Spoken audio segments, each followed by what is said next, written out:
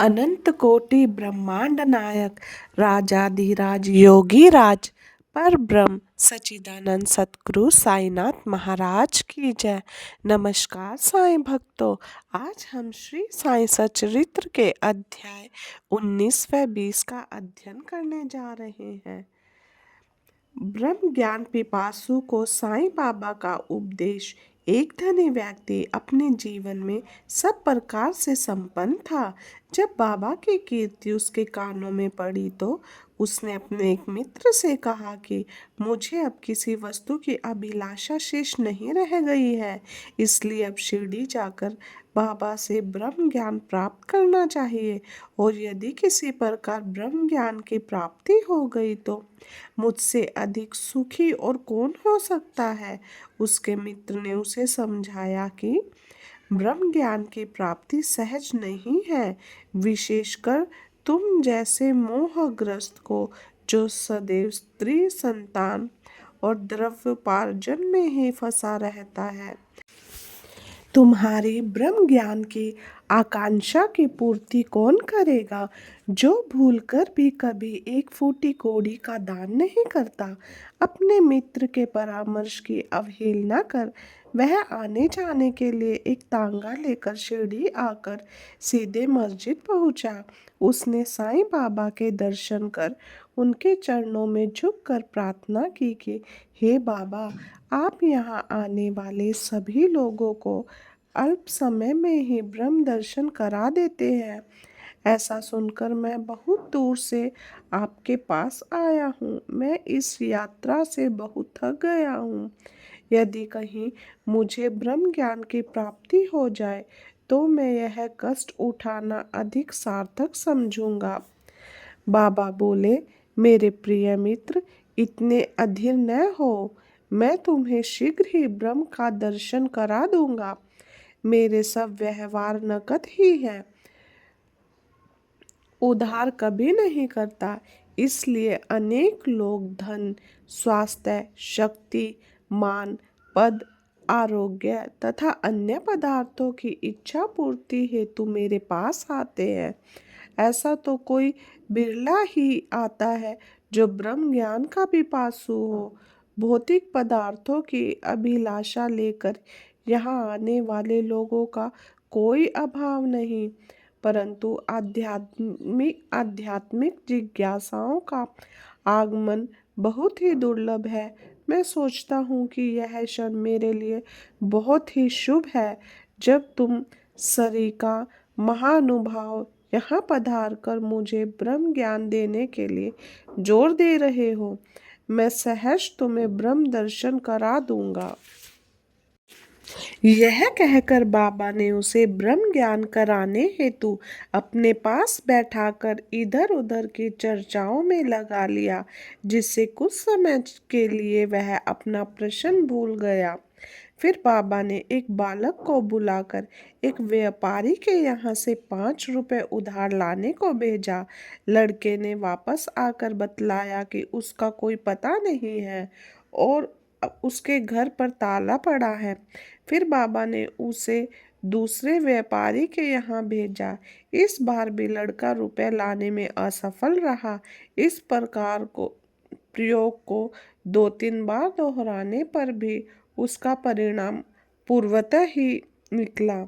जब बाबा व्यग्रता पूर्वक 5 रुपए उधार लाने के लिए बालक को यहाँ वहाँ दौड़ा रहे थे, तो वह धनी व्यक्ति स्वयं 5 रुपए उधार देने तक का साहस न कर सका, बल्कि वापस जल्द लौटने की तैयारी करने लगा और अधीर होकर बाबा से बोला कि अरे बाबा, कृपया मुझे शीघ्र ब्रह्म ज्ञान दो।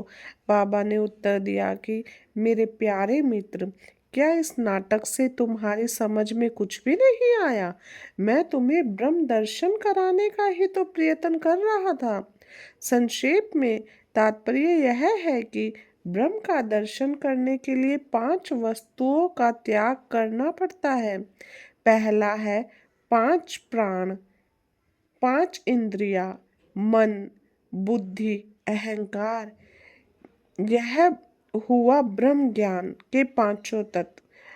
आत्मानुभूति का मार्ग भी उसी प्रकार है जिस प्रकार तलवार की धार पर चलना।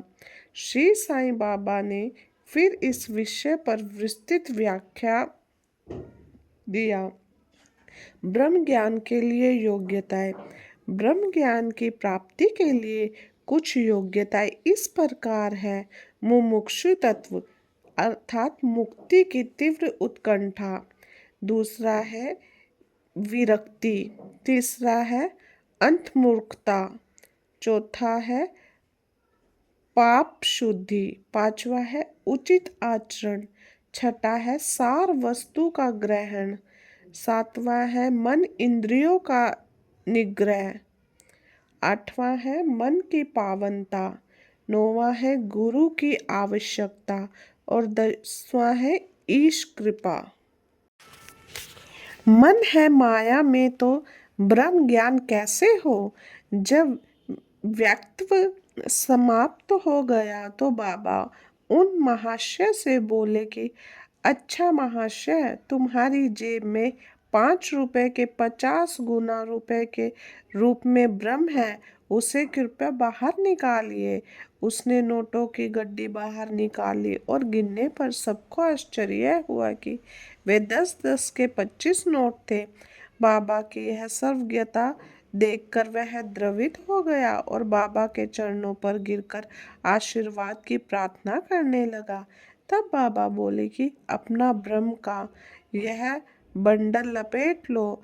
जब तक तुम्हारा लोभ और ईर्ष्या से छुटकारा नहीं हो जाता, तब तक तुम ब्रह्म के सत्य स्वरूप को नहीं जान सकते। जिसका मन धन, संतान और ऐश्वर्य में लगा है, उसे ब्रह्म ज्ञान कैसे हो सकता है। आसक्ति का भ्रम और धन की तृष्णा दुख का एक भंवर है, जिसमें अहंकार और ईर्ष्या रूपी मगरों का वास है। जो इच्छा रहित होगा, केवल वही यह भवसागर पार कर सकता है। तृष्णा और ब्रह्म परस्पर कट्टर शत्रु हैं। जहाँ राम तह काम नहीं, जहाँ काम नहीं राम। तुलसी कबहू होत नहीं, रवि रजनी एक ठाम। जहाँ लोभ है, वहाँ ब्रह्म के चिंतन या ध्यान की गुंजाइश ही नहीं है। फिर लोभी मनुष्य को विरक्ति और मोक्ष की प्राप्ति कैसे हो सकती है।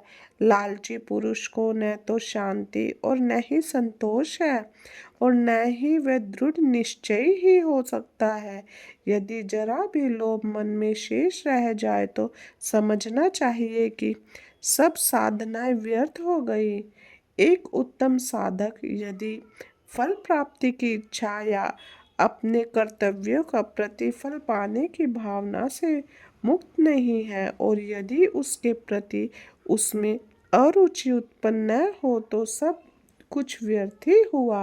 वह आत्मानुभूति प्राप्त करने में सफल नहीं हो सकता।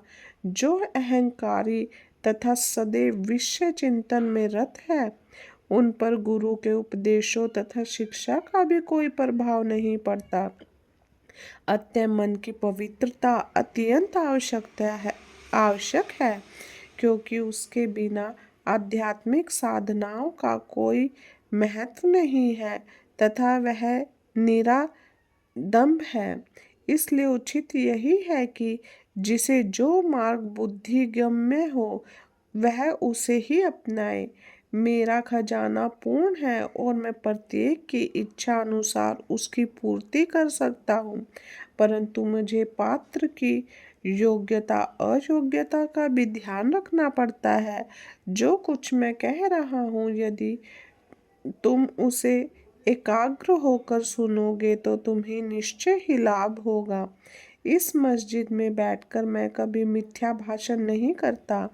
जब घर में किसी अतिथि को निमंत्रण दिया जाता है तो उसके साथ परिवार, अन्य मित्र और संबंधी आदि भी भोजन करने के लिए आमंत्रित किए जाते हैं।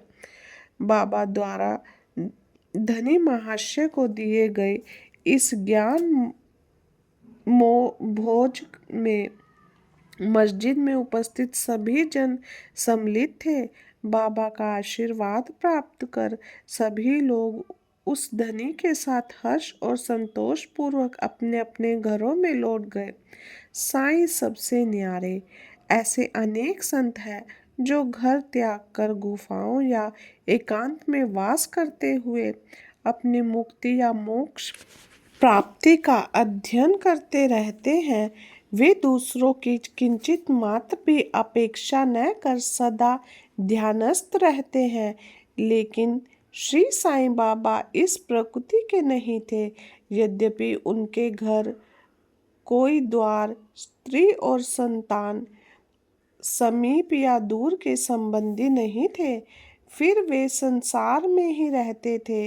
वे केवल 4-5 घरों से भिक्षा लेकर सदा नीम वृक्ष के नीचे निवास करते तथा समस्त सांसारिक व्यवहार करते रहते थे।